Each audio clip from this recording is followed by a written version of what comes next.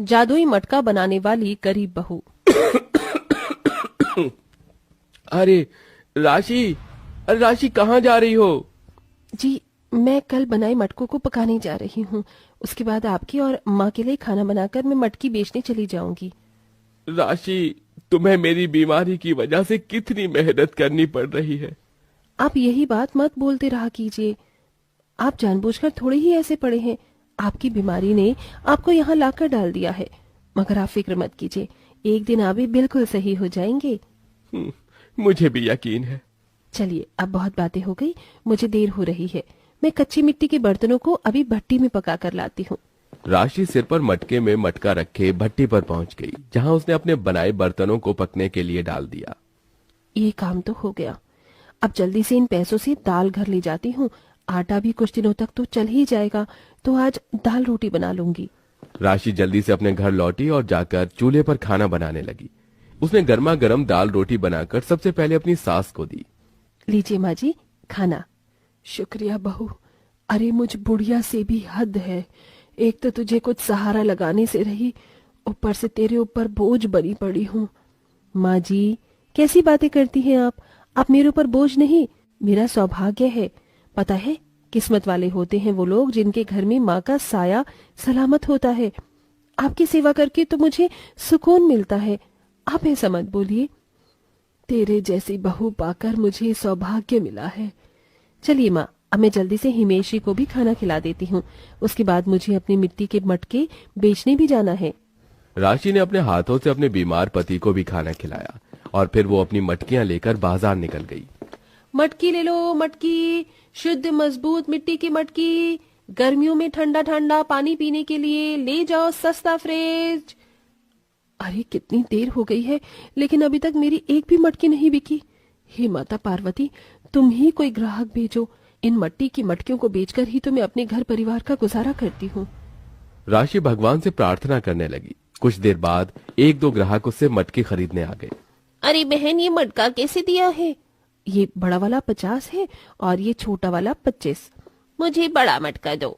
लीजिए। शाम तक 2 या 3 मटकियां बेचकर राशि अपने घर आने लगी। भगवान का शुक्र है, आज भी कुछ तो कमाई हो ही गई। अब जल्दी से भट्टी पर जाकर देखती हूँ, मेरी बनाई हुई मटकियां अब तक तो पक ही गई होंगी। रात को घर लौटने से पहले राशि बड़ी भट्टी पर गई और वहां से अपनी बनाई मटकियां लेकर घर लौटी। उसे इतनी मेहनत करता देख उसका पति और सास बहुत उदास होते थे। पति बीमार था और सास बूढ़ी थी, इसीलिए राशि की मदद करने वाला कोई नहीं था। ऐसे ही सिलसिला जारी था। राशि रोजाना रात को खाना बनाने के बाद अपने हाथों से मटकियां बनाती थी और सुबह को उनके सूखने के बाद उन्हें भट्टी पर पकाती और बाजार में उन्हें बेचती। इसी बीच सारे परिवार की जिम्मेदारी को भी वो बखूबी निभाती थी। ऐसे ही उस गरीब बहू के घर का गुजारा होता था। ऐसे ही सिलसिला जारी था कि एक दिन राशि बाजार में मटकियां बेचते हुए खाना खा रही थी। आज तो सारी सब्जी मैंने माँ और हिमेशी को ही खिला दी। चलो कोई बात नहीं, मैं आज नमक से ही रोटी खाकर काम चला लूंगी। सुबह से कामों में जुटी हुई भूखी प्यासी गरीब बहू बस निवाला अपने मुंह तक लेकर जाने ही वाली थी कि तभी वहां एक भिखारन आ गई। अरे बेटी, सुबह से कुछ नहीं खाया है, भगवान के नाम पर कुछ खाने को दे दे। ये बुढ़िया तुझे दिल से दुआएं देगी, तेरा सुहाग सलामत रहेगा। अरे अम्मा, मेरे पास ज्यादा कुछ तो अच्छा नहीं है, बस ये नमक के साथ एक रोटी है, आप यही खा लीजिए। राशि ने उस भिखारन को रोटी दे दी, जिसे खाकर वो बुढ़िया राशि को दुआएं देती हुई जाने लगी। अभी वो बुढ़िया जा ही रही थी कि तभी उसका एक मटकी में पांव लग गया और उसका मुंह टूट गया। अरे नहीं, ये क्या हो गया? मैं इसको ठीक कर दूंगी। कोई बात नहीं अम्मा, आप बेफिक्र हो जाइए। ऐसे बोलकर राशि अपनी दूसरी मटकियों को संभालने में लग गई कि तभी उस बुढ़िया ने एक जादू से चलाया। उसने मटकी की टूटी हुई जगह पर हाथ रखा तो वो जगह चमकने लगी और मटकी थोड़ी सी सही हो गई। वो पूरी ठीक नहीं हुई थी। बुढ़िया ये जादू चलाकर वहां से आहिस्ता से चली गई और कुछ देर बाद, अरे नहीं, मेरी 50 रुपए का नुकसान हो गया। इसकी किनारी झड़ गई है, अब कोई ग्राहक तो इसे नहीं खरीदेगा। चलो कोई नहीं, मुझे भी एक मटके की जरूरत है, तो इसे मैं ही इस्तेमाल कर लेती हूँ। राशि ने उस मटके को साइड में ही रख दिया। घर आते वक्त वो उस मटके को घर ले आई और अपनी पुरानी मटकी का पानी उसमें पलट दिया। बहू, ये नई मटकी तेरे हाथ की ही है क्या? हाँ माँ, माँ आपने दोपहर में खाना खा लिया था? हाँ बहू, लेकिन मुझे तो तू कमजोर सी लग रही है। तूने कुछ खाया कि नहीं? हाँ मैं जल्दी से अब रोटियां बना देती हूँ। माँ, आज कुछ खास बिक्री नहीं हुई है, तो आज हमें नमक से ही रोटी खानी पड़ेगी। कोई बात नहीं बहू, तूने अकेले कमाने की हिम्मत की है, तो हमें ये नमक से रोटी भी नसीब हो रही है। कम से कम हम किसी के घरस्कार तो नहीं है, और हमें क्या चाहिए। सही कहा माँ। राशि ने आटा गूंथ कर रोटियां बना दी। अरे, मटके में तो सुबह पानी लाई थी मैं, और अब मैंने आटा भी गूंथ लिया। ये तो अभी भी खत्म नहीं हुआ। चलो, जो भी हो। गायत्री ने पानी न खत्म होने पर ज्यादा ध्यान नहीं दिया।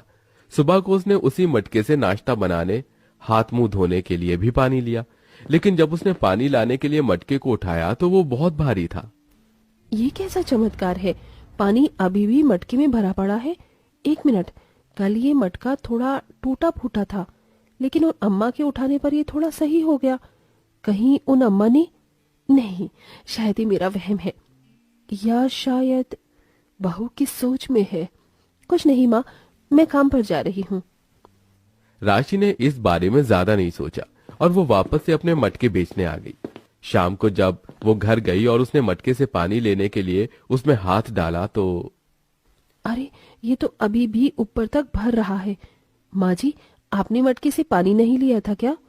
है बहू, नहीं, मैंने लिया था। मुझे आज बहुत प्यास लग रही थी, तो मैंने पानी लिया था। क्यों? तो फिर ये अभी तक भरा हुआ कैसे है? माँ जी, मुझे तो ये जादुई मटका लगता है। जादुई मटका? राशि को अब यकीन हो चुका था कि उसका मटका कोई साधारण मटका नहीं है। उसने पानी निकालकर उस मटके में अपने घर की रोटी डाली तो पूरे मटके में रोटियां ही रोटियां भर गईं, और राशि जैसे ही उसके अंदर से एक रोटी को निकालती उसमें और आ जाती। देखा माँ, ये तो चमत्कार है बहू। ये कैसे हुआ? माँ, वो राशि ने उस बुढ़िया के साथ वाली अपनी पूरी घटना अपनी सास को सुनाई। भगवान ने तुझे तेरे अच्छे काम के सिले के रूप में ये दिया है। बहू, चल इसका जादू और आजमाते हैं। राशि ने मटके को उल्टा करके सारी रोटियां भी उसके अंदर से निकाल ली और उसने एक एक रुपए का सिक्का मटके में डाला। देखते ही देखते पूरा मटका सिक्कों से भर गया। अरे वाह, कमाल है माँ। आज तो हम कुछ अच्छा खाएंगे। बड़े दिन हो गए कुछ अच्छा खाए हुए। गरीब बहू उन पैसों से अपने परिवार के लिए अच्छी अच्छी चीजें खाने को लाई। खाना खाने के बाद भी सास बहू को मटकी का जादू देखना था, तो राशि ने उस मटके में एक छोटा मटका रख दिया। छोटा मटका रखने से उसके अंदर मटके बनने लगे। वो मटके हाथ से बने मटकों से कहीं ज्यादा सफाई से और सुंदर से बने हुए थे। एक के ऊपर एक मटका आ रहा था और राशि उन्हें उठाई जा रही थी। वाह माँ, ऐसे मटके तो हाथ से बनाना बहुत मुश्किल है। ये मटके तो बाजार में बहुत अच्छे दामों पर बिकेंगे, और उसके बाद जब हमारे पास पैसे होंगे तो मैं अपने पति का भी अच्छे अस्पताल में इलाज करवा पाऊंगी। बहू, अब हमारे दिन बदल जाएंगे। दोनों सास बहू बहुत खुश हुई। गायत्री ने मटके में अपने पति की आखिरी निशानी सोने की बालियां डाली तो पूरी मटकी बालियों से भर गई, जो सारे सोने की थी। देख बहू, कितना सारा सोना है। अब तो तुझे काम करने की भी जरूरत नहीं है। नहीं माँ, हम इस मटके के सहारे नहीं रह सकते। यह जादू ही है, कल को ना रही तो बाजार में कुछ बेचने का मौका भी न मिलेगा, और हमारे खानदान का पुराना काम भी तो हम खत्म नहीं कर सकते हैं ना। ये काम हमारे पूर्वजों से चला आ रहा है। मैं इस काम को नहीं छोड़ूंगी। मटकी का जादू अपनी जगह है, लेकिन मैं अपने खानदानी काम को भी आगे बढ़ाऊंगी। वाह बहू, बहुत अच्छे। मैं जानती थी कोई चीज तेरे मन को काला नहीं कर सकती। गायत्री राशि के जवाब से बहुत खुश हुई। उन्होंने सोना बेचकर अपने घर के हालात सुधारे और राशि ने अपने पति का भी इलाज करवाया। अब दोनों पति पत्नी मिलकर एक दुकान में अपने जादुई मटके से बने मटकों को बेचते थे। उनके वो सुंदर मटके लोगों को बहुत पसंद आते थे और लोग उन्हें घर में सजाने के लिए भी ले जाते थे। यही वो दुकान है। यहाँ की मटकियों में इतनी सफाई होती है कि वो दूर दूर तक मशहूर है। बहन, मुझे 7 छोटी बड़ी मटकियों का सेट चाहिए। अभी लाई। अब राशि की दुकान चल निकली थी। कल तक गरीब बहू के घर में खाने के भी लाले थे। आज जादुई मटकी ने उनकी किस्मत बदल दी थी। जो कुछ उसे चाहिए होता वो